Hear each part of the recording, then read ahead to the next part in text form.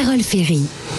Et c'est le moment d'accueillir notre trophée européen La France bouge. Chaque jour, un entrepreneur ou une entrepreneuse qui vient nous présenter son projet de moins de 3 ans. Ils sont là pour vous convaincre, recevoir les bons conseils de notre partenaire de CCI France, Nathalie Carré.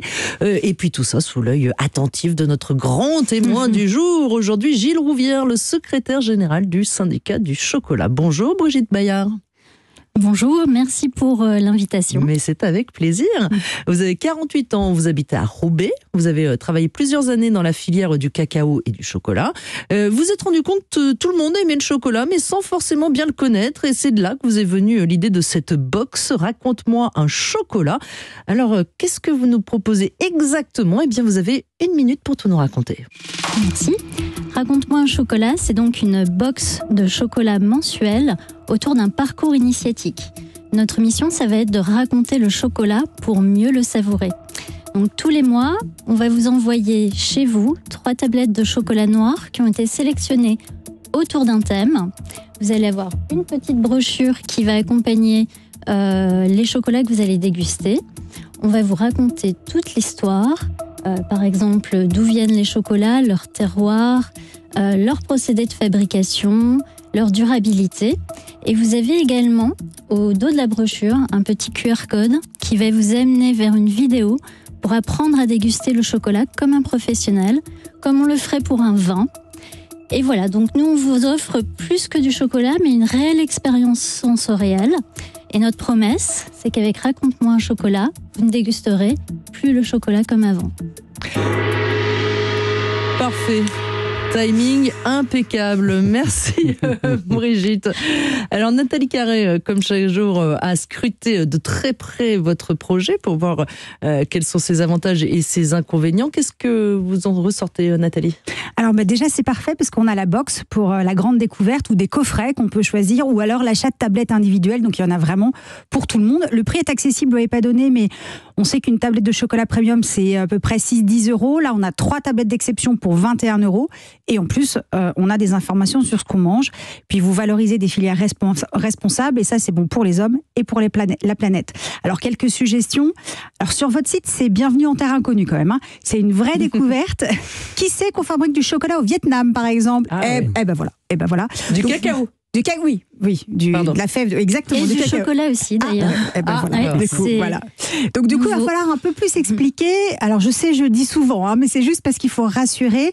Même quand on est amateur de très bon chocolat, qu'on achète le sien chez un chocolatier réputé, là on arrive dans autre chose et on peut se dire, oula, je vais pas aimer, ça va être trop fort, trop amer, mon palais n'est pas prêt.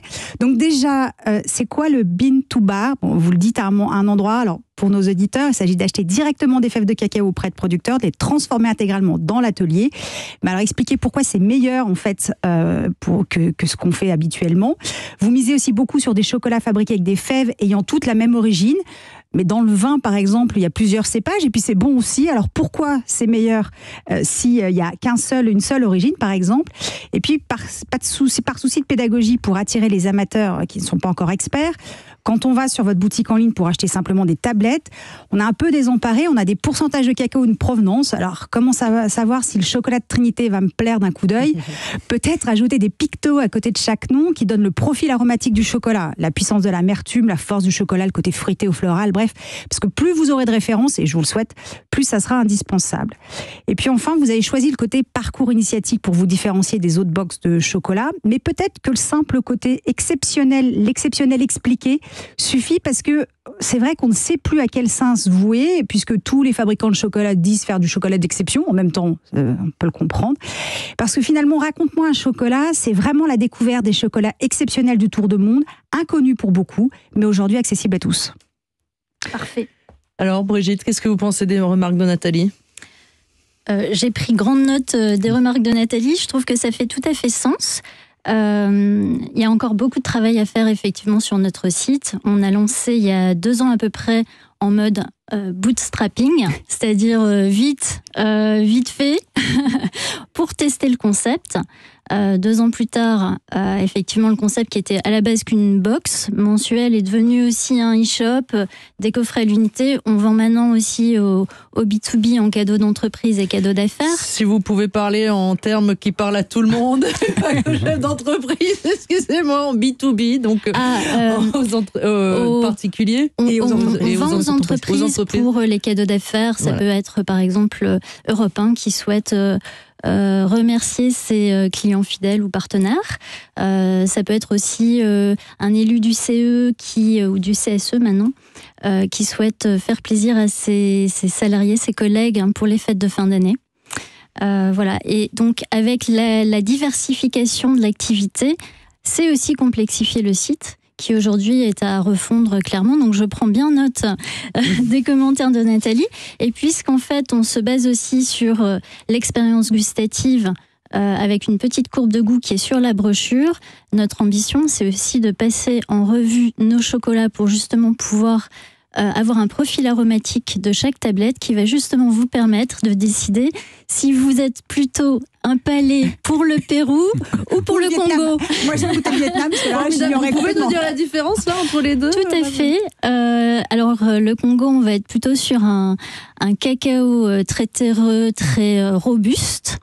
On est sur un continent africain, alors que au Pérou, vous allez avoir plutôt une note beaucoup plus fruitée, acidulée dans un chocolat, alors que vous n'avez que la fève de cacao pour justement marquer les différences. Et vous nous disiez, vous avez aussi des fèves de cacao qui viennent en voilier. Exactement. Sont transportés par voilier pour réduire l'impact carbone. Oui, comme Gilles Rouvière le notifiait tout à l'heure, un des enjeux capitaux de la filière cacao et chocolat, c'est la durabilité. Et c'est un sujet qu'on aborde au moins une fois par trimestre dans nos box, avec des initiatives plus qui sont mises en place par nos chocolatiers partenaires. Et notamment, on a plusieurs marques avec lesquelles nous travaillons qui font transporter leurs fèves en voilier pour limiter l'émission de CO2. Ça met 8 mois à acheminer. Ah oui, quand même. Voilà. Oui, mais le luxe, ça s'attend. Exactement. Voilà. Et ça augmente beaucoup le prix ? On est sur des chocolats haut de gamme. Il n'y a pas de premium par rapport à un chocolat qui vient par voilier qu'un autre. Mais c'est des initiatives qui permettent de faire évoluer la filière. Vous avez aussi, je crois, j'ai vu du chocolat sans sucre ajouté. Tout à fait. Et ça va, c'est pas comme les bonbons de tout à l'heure, c'est bon ? C'est très bon. On a du chocolat dont le sucre est remplacé soit par la poudre de banane. C'est une recette de Néo Gourmet qui a été co-créée avec Thierry Marx. Une autre marque qui propose aussi une alternative au sucre avec la poudre de fruits de coconut et de mangue, aussi très fruitée. On a aussi travaillé avec une innovation qui a été réalisée par un ancien de mes employeurs qui s'appelle Tout Fruit, où le sucre est remplacé cette fois par la pulpe qui enrobe les fèves de cacao, qui s'appelle le mucilage.